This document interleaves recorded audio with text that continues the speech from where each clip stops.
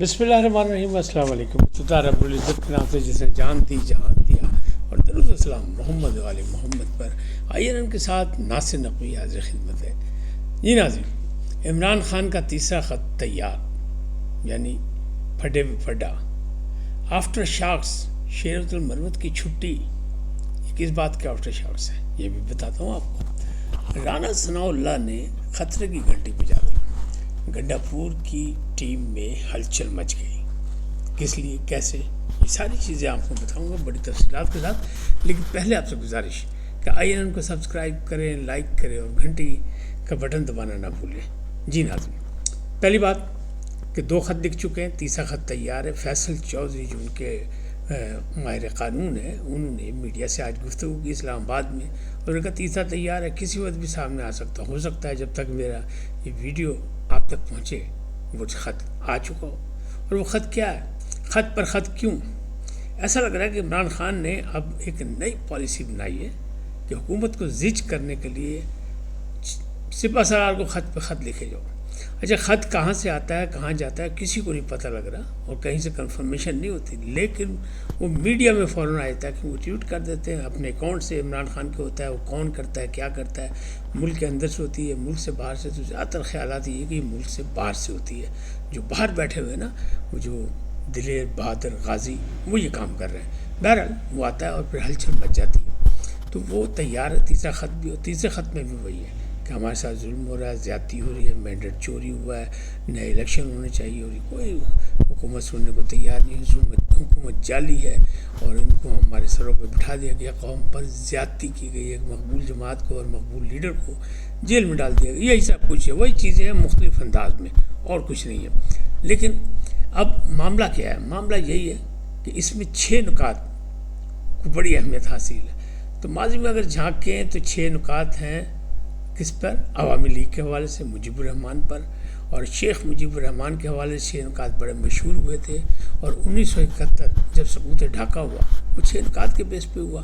تو 6 نکات یہاں بھی ہیں، اس کو اس سے جوڑا جا رہا ہے، اور عمران خان جان بوجھ کے بھی اس سے جوڑ رہے ہیں۔ ان کے قریبی ذرائع یہ کہہ رہے ہیں کہ وہ اس سے افواج پاکستان کو زیج کرنا چاہتے ہیں۔ سپہ سالار کو خط لکھتے ہیں تو انہیں کو زیج کرنا چاہتے ہیں، اور وہ کہہ رہے ہیں خط پہ خط آئیں گے، بار بار آئیں گے، کوئی کچھ جواب ملے نہ ملے، کچھ سنے نہ سنے، لیکن میں یہ تحریک جاری رکھوں گا۔ مقصد صرف ایک ہی ہے کہ ہلچل پائی رکھنا، گھبراہٹ ہونی چاہیے، اور وہ کسی وقت بھی تو ہوگا کہ شاید کہاں پہ ٹانگ جائیں، کچھ بھی تو ہو سکتا ہے۔ سیاست میں کیا ساری چیزیں، تو وہ کہتے ہیں اب یہ ہتھیار استعمال کریں گے۔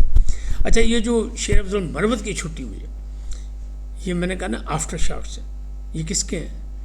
وہ جو 8 فروری والا جو جلسہ ہوا، وہ جلسہ ثوابی میں کامیاب نہیں ہوا۔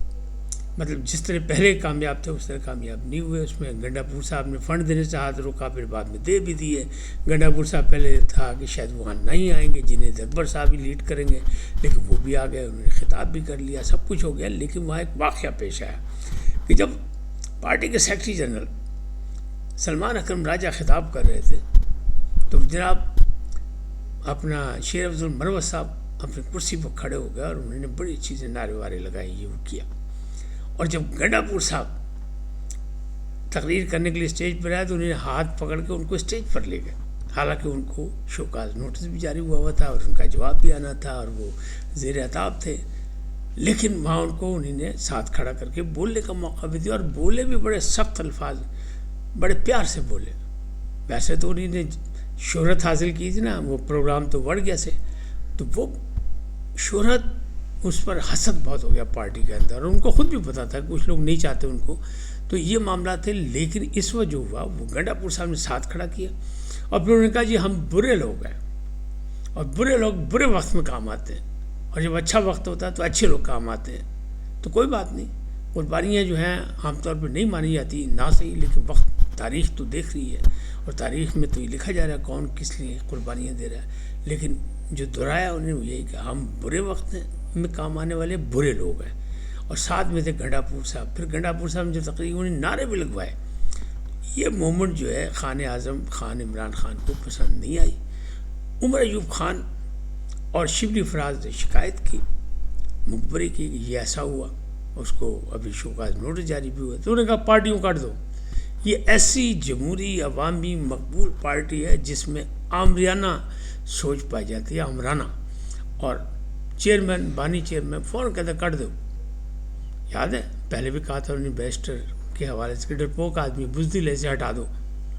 تو مالک ہے جو مرضی کہیں کیونکہ وہ بانی چیئرمین ہے. تو اس وقت بھی انہوں نے یہی کیا اور شیر افضل مروت. لیکن خالی یہ اتنی سادہ سی بات نہیں ہے. یہ بات یہ ہے کہ گنڈا پور صاحب نے ساتھ کھڑ کر کے بتایا میری پارٹی ہے، میرا بندہ جے، کر لو جو کرنا ہے آگے جے. اور جو پارٹی کے دوسرے لوگ تھے جنید اکبر صاحب وغیرہ، وہ یہ فرما رہے تھے کہ یہ تو بن بلایا مہمان ہے، اس کو کس نے بلایا، کیوں آیا. اور اب شیر افضل مروت نے کیا بھی دیا، جب تک مجھے دعوت نہیں ملے گی، بلایا نہیں جائے گا باقاعدہ، میں کبھی نہیں آؤں گا. اور میں سیاسی بات نہیں کرنا چاہتا، میں نہیں کروں گا. لیکن خبر یہی ہے کہ ان کا نوٹیفیکیشن آج کل میں آ جائے گا، ان کو نکال دیا گیا. اور یہ پیغام دیا گیا گنڈا پور صاحب، جیسے گنڈا پور صاحب نے پیغام دیا یہ میرا بندہ میرے ساتھ، اسی طرح یہ پیغام دیا گیا جناب تاڑے بندے نال ایسا سلوک کر رہے ہیں تو تسی تیار ہو جاؤ. یعنی گنڈا پور صاحب بھی زیر عطاب آنے والے ہیں. اس کی بڑی مثال کیا ہے، بڑی مثال یہ ہے کہ جنید اکبر صاحب نے وہ جو پی ٹی آئی کے پی کے جو انفارمیشن سیکرٹری تھے بیرسٹر سیف المشہور، مطلب پرویز مشرف برانڈ، ان کو انہوں نے اس کے عہدے سے ہٹا دیا. اور وہاں کوئی عدیل ملک عدیل اقبال ہے، ان کو ان کی جگہ لگا دیا گیا. تو اس کا کیا مطلب ہے؟ اس کا مطلب یہ ہے کہ ان کے ساتھیوں کی بھی چھٹی ہونے لگ گئی ہے. تو یہ گھیرا ہو گیا تنگ.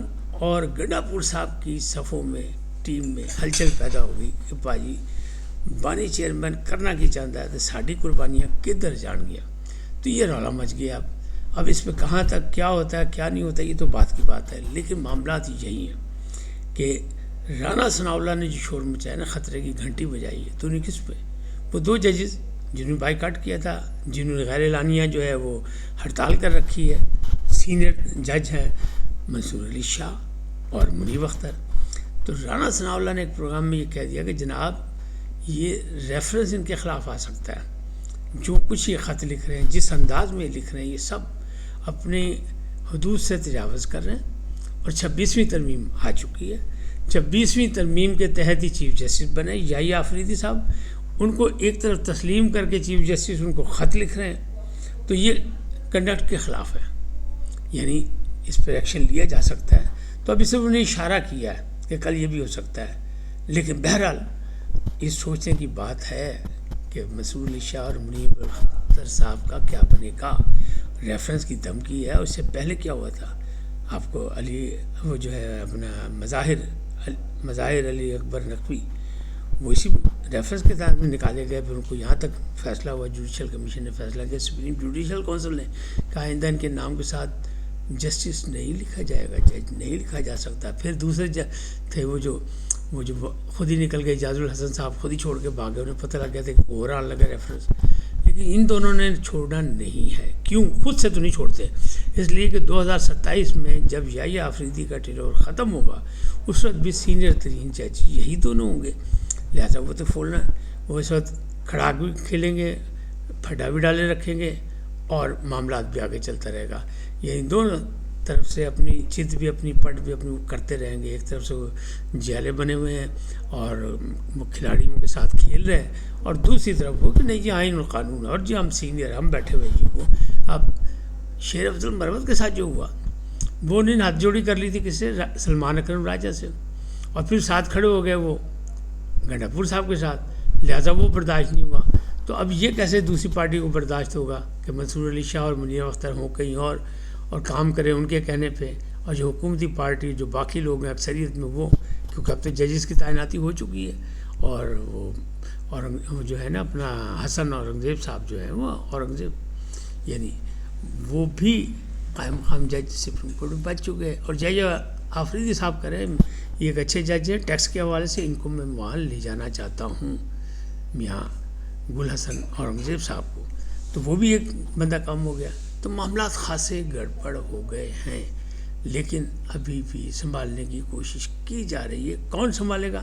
سیاسی عدم استحکام تو بھی ختم نہیں ہو رہا، کیونکہ وہ جو الائنس بنا ہے اس الائنس کو اہمیت جو دی گئی ہے سب سے زیادہ شاہد خاقان عباسی کو، جو اپنی نشست نہیں جیت سکتے.